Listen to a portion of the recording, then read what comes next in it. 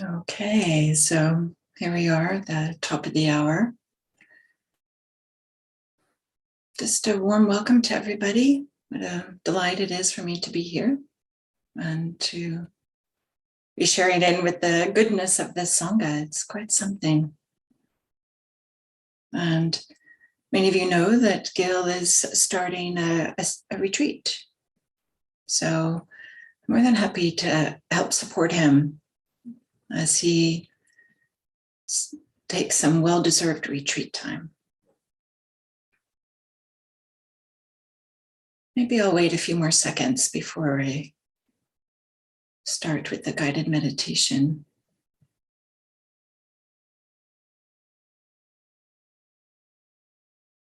I'm wishing everybody a good morning again.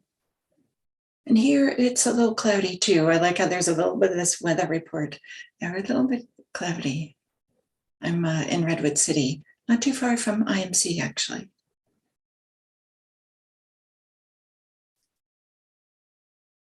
Okay.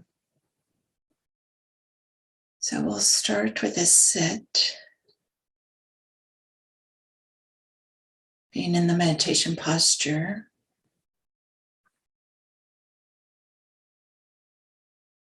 And can we bring an aliveness of attention to the experience of sitting? So taking a moment to settle in. And what does it feel like to sit, to be in this particular posture?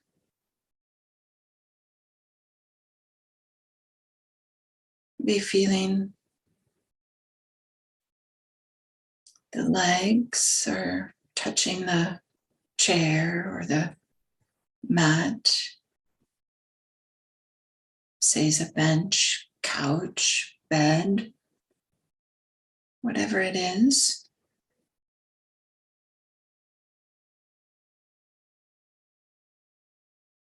Feeling the feet.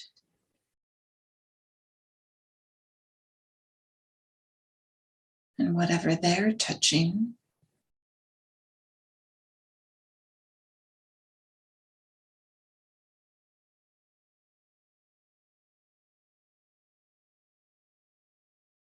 And the backside, whatever it's touching, cushion, chair, couch, bed, bench. So many different ways we can support our sitting.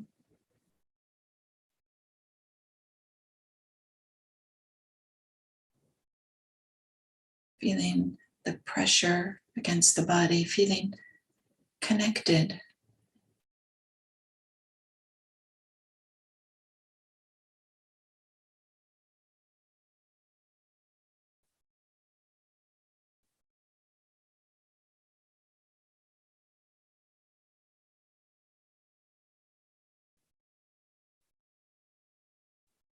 Feeling grounded.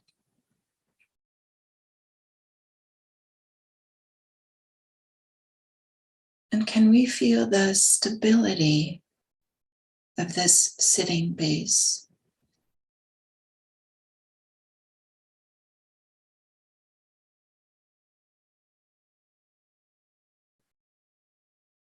Feeling the steadiness of this sitting base, our legs and feet and backside.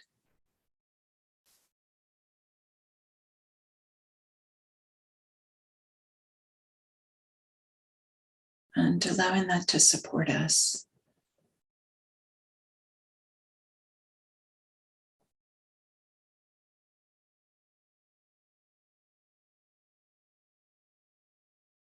And then bringing an aliveness of attention into the body, into the bodily experience more generally.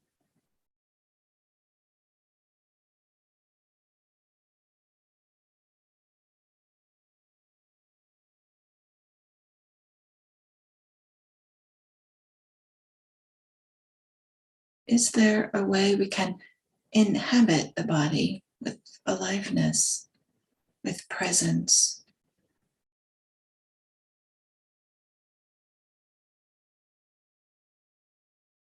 Alive to the body and the way it feels right now.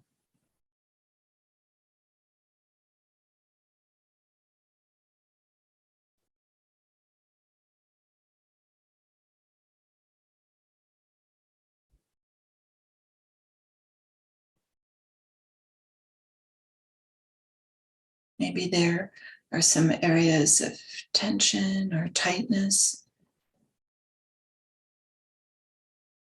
If so, we can rest our attention on those areas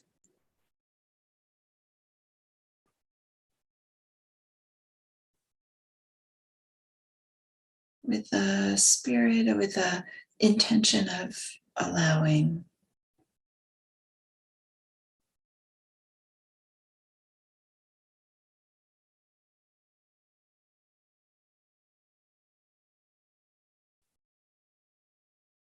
Just for the sit, can it be okay?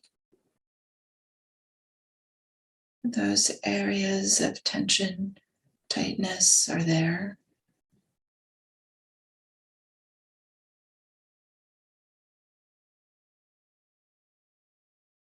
Maybe the shoulders,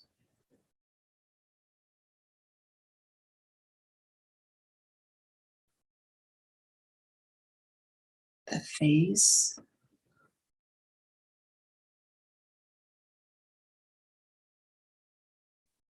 around the eyes or the jaw.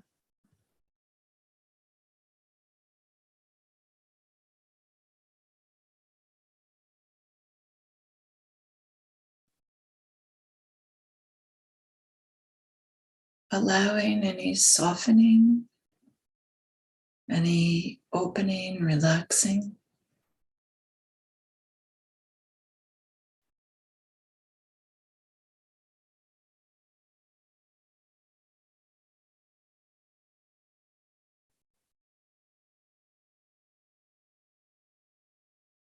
And if there isn't any softening, opening, or relaxing, can we allow that too?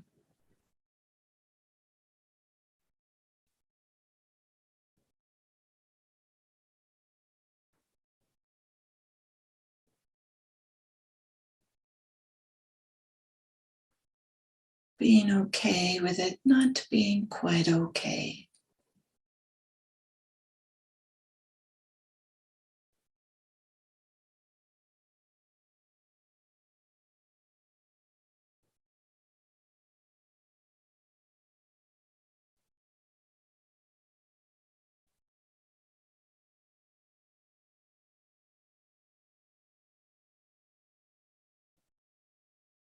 Can we set the direction, the attitude of our sit together this morning? Can it be a direction of kindness,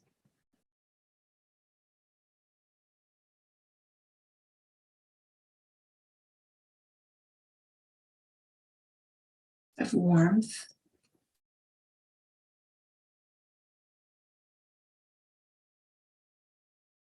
of care?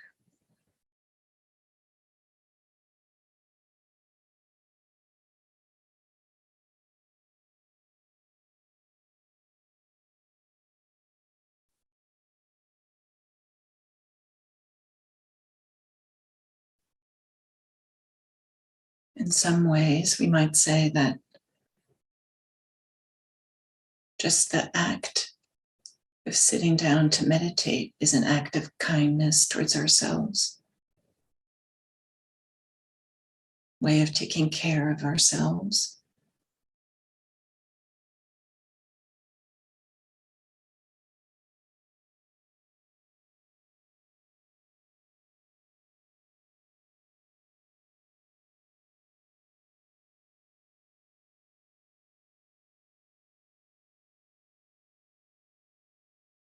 But just intentionally bringing in that orientation, that direction of kindness.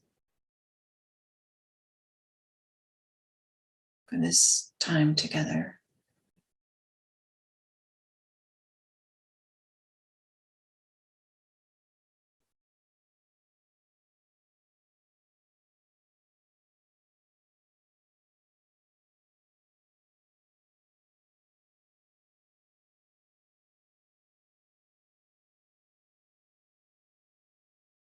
And if you haven't already, just resting the attention on the sensations of breathing.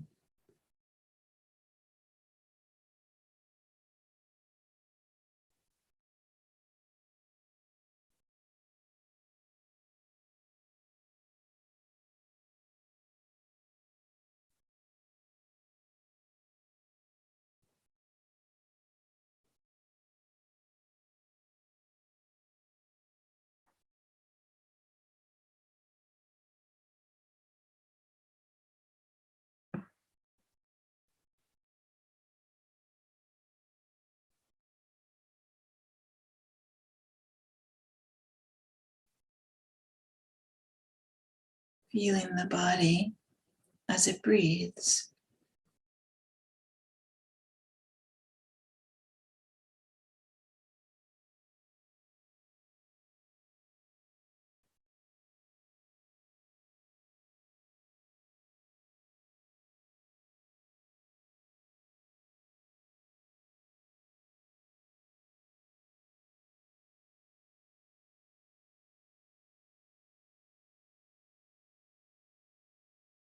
In a relaxed, easy way, just noticing the sensations of breathing.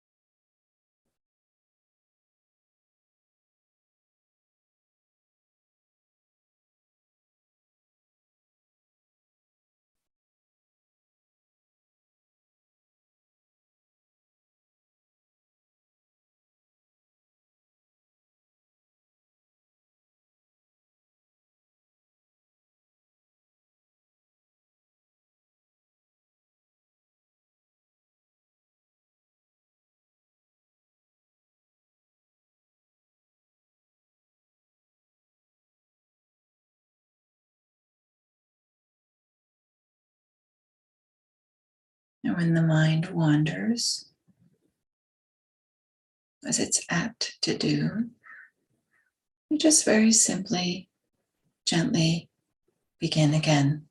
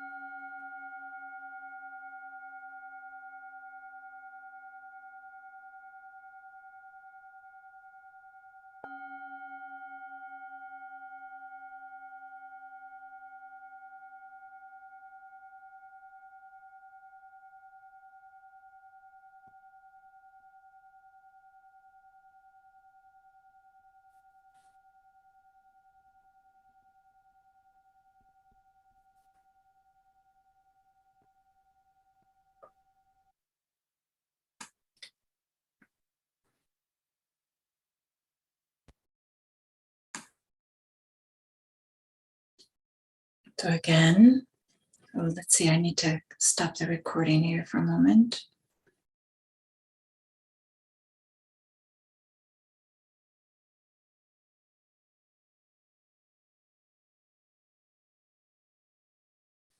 So good morning, good morning.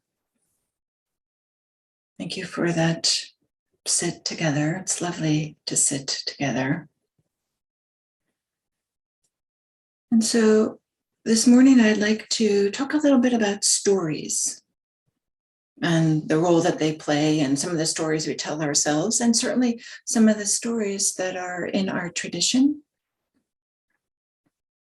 So there's one story that probably many of you are familiar with, and that is the story about the Buddha's awakening. The story goes that after the Buddha to be, after renouncing both like this sensual indulgence and all possible sensual pleasures, and then going to the opposite extreme and having this extreme asceticism, nearly starving himself to death. So after trying both of these extremes, and that didn't work, he didn't become awakened, then he decided to, okay, well, I'm going to meditate, and he's going to go under a tree and sit and not move until he was awakened, until he was enlightened. And while he was sitting there under the tree, the story goes, there's a number of different versions of this story, as often is the case when there are stories, is that he was visited by Mara. And Mara tried to entice the Buddha to be with these different fantastic things, sensual indulgences. And when that didn't work, he attacked the Buddha to be with armies. And that's a little bit what I'd like to talk about in our week together, is about these different armies that Mara used to attack the Buddha to be before his awakening. So this story here. So we might say that Mara in this story symbolizes that which gets in the way of our further freedom, our awakening, this movement towards enlightenment. You might say that Mara represents, some people might say, the hindrances, and certainly, Mara, we could say is the hindrances, but it's also more than that. It's that which gets us, that captures us, and makes us think that we don't need to move along this path towards greater awakening, or distracts us from this path towards greater freedom. So Mara, as a character, I want to emphasize that he's not like satanic. Sometimes I've heard different teachers or writings that kind of refer to him more as this demon or demonic, but I would say that real important distinction between Mara and any satanic ideas we might have is that Mara absolutely has no wish for beings to do evil or to be in hell. It's actually the opposite. Mara wants individuals to enjoy all the sense pleasures they can imagine.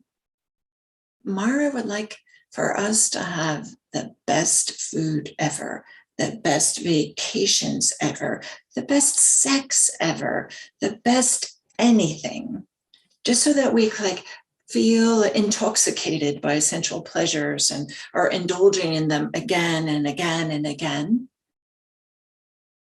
And instead of seeking towards greater enlightenment or awakening, we find ourselves endlessly seeking and searching and striving towards freedom and peace, but never finding it because we're stuck with these enticements of whatever it is that gets in the way of our awakening, gets in the way of greater freedom and peace. So for Mara, you would say there's this way in which we're never leaving what we might call samsara. There's a few ways to understand samsara. One is that there's these different realms that beings can exist in. Some of them we might say are heavenly realms, some are hell realms. And we can understand it as, some moments where in the heaven realms, things are just perfect and ideal. it was nice for me to sit with you guys just a few minutes ago. Maybe we could say that was a little bit of the heaven realm. And then the hell realms where we have real difficulties. And then the human realm are just kind of our everyday life. So we can understand it as just one moment to the next, or we could understand it as, one lifetime to the next. For the purposes of what we're talking about this week, absolutely doesn't matter, however you like to hold this idea of samsara, of, this being in the next one realm, one after the other. But getting back to this idea of Mara, so he's not satanic, doesn't want, evil or bad.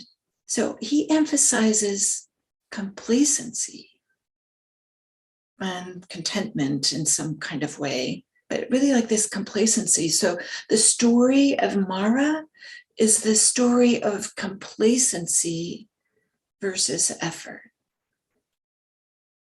Being satisfied, not really doing anything, versus, working, or I don't know if that's the right word, opening towards greater awakening. So it's not good versus evil, it's complacency versus, I'll use this word, effort.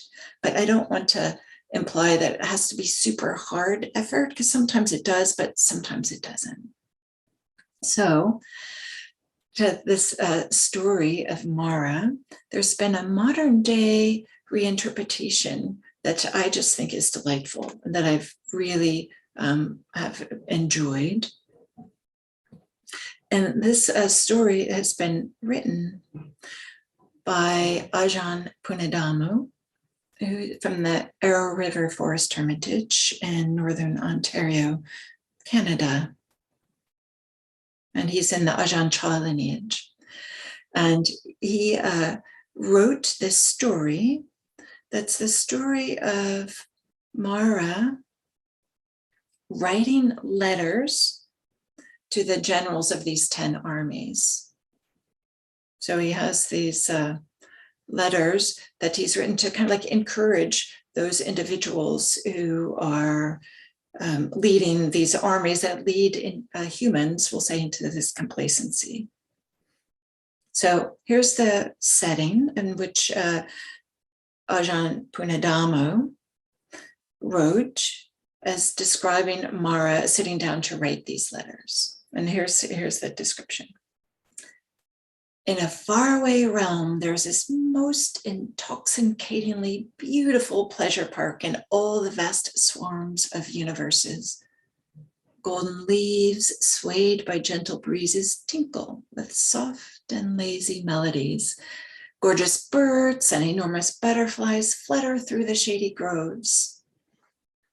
And then he goes on to describe how there's this castle, and inside this castle, there's this individual named Mara, who is sitting at a desk, sitting down to dictate a letter to the 10 armies, to the generals of these 10 armies.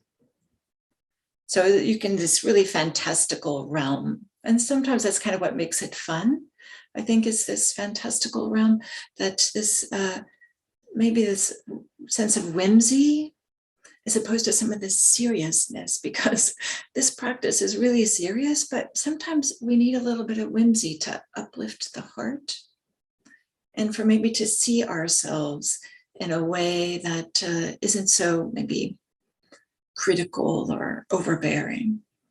So the scene is Mara sitting at this desk in this beautiful castle in this beautiful land to write letters to his generals, or the leaders of these 10 armies. So what are the 10 armies? Sense desires, boredom, hunger and thirst, craving, sloth and torpor, uncertainty, malice and obstinacy, honor, renown, and notoriety, and self-praise and denigration of others. So these are the 10 armies. These are the things that get in the way of our leading to greater freedom. And so in this in these ensuing weeks, I'll be talking a little bit about these armies and the letters that Ajahn Punadamo has written to the leaders of these armies. So we might say, well, what about stories? Like, why do we even bother with these stories? Like, this is silly, Diana. But stories have such an important part in kind of like the human experience. Like, we all share stories. We share stories with our family, of work, of our experiences, and certainly in our daily lives, we might refer to myths or folklores or characters from TV shows, that to explain things to others, or maybe even to explain things to ourselves. And I know in Buddhist circles, we sometimes use this expression like the second arrow, referring to a story, right? The Buddhist story of the first arrow is what life brings us, but the second arrow is our reaction to difficulties. And the second arrow can be just as painful or as painful as the first arrow. So that's just a representation of a story that kind of as practitioners we share. And we often use it to represent something that's meaningful. And the use of a story is a way in which we can maybe do a shorthand, but also kind of connects us. Stories let us share information that maybe creates a little bit of an emotional connection with others, or maybe help us understand information and maybe even make that information memorable. It's certainly easier to remember this idea of the second arrow rather than a complicated idea of, well, then there's what happens and then there's our reactions to what happens. But how can we use these stories to help our practice? Maybe even these stories with Mara and his armies. These stories can help us recognize our common humanity. All beings experience these visits from Mara and his army. We don't have to take it personally. It's part of the human experience to be visited by sense desires, boredom, malice and obstinacy, thirst and hunger, and all these other armies. So we don't have to identify with them when they arise. Because when we identify with them, we may feel incompetent or inadequate, or we may feel discouraged. So there's a way in which sharing these stories can be a way for us to connect with others and to feel like, oh yeah, this is what it means to be human. And then I'll add the role of whimsy. For me, I actually really like this whimsy because there's a way in which it dissolves some of this anger and frustration, or maybe we might say, let's light shine in some of the dark places.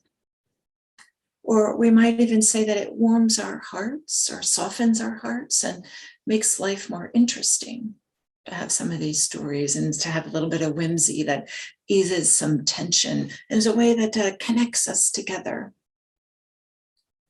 So the role of stories in practice, certainly there's stories that we tell ourselves that are not helpful. But I'm hoping in these few days together to share stories that are helpful, and them having this whimsical, fantastical form helps us remind us that they're stories, and maybe it helps us be able to look at ourselves and our own experience with some of this warmth and kindness that connects us with others.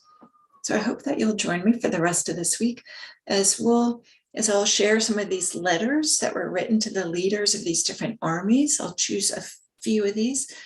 Tomorrow will be boredom. So how does Mara encourage people to be bored? And then how can we as practitioners work with that? So thank you. And I look forward to spending these days together and wishing you a wonderful rest of the day. Thank you.